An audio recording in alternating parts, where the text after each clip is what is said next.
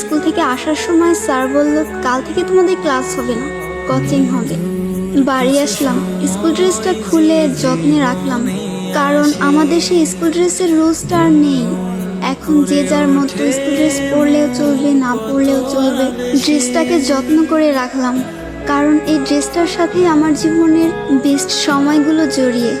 The end of SSC batch. স্কুলে যাওয়ার জন্য কত বাহানা, কত অজুহাত খুঁজতাম।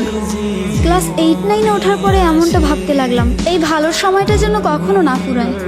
স্কুল থেকে যখন একসাথে বাসায় ফিরতাম, শেষ হয়ে যেত রাস্তা, কিন্তু ফুরতো না আমাদের কথা। সাক্ষী ছিল লাস্ট বেঞ্চ, সাক্ষী ছিল রাস্তা, আমাদের ফেলে আসা হাজারো রূপকথা। ফাইনালি চলে আসলো বিদায়ের সময়। স্কুলে প্রথম দিনটা আর শেষ দিনটা একই ছিল। চোখে জল ফেলেছিলাম 2 দিনই, কিন্তু কারণটা ছিল একেবারে আলাদা। একটা যাবার আনন্দ আর একটা বিদায়ের ব্যথা।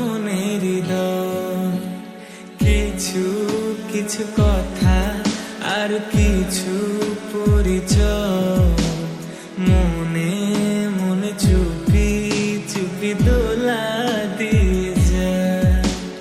কিছু কিছু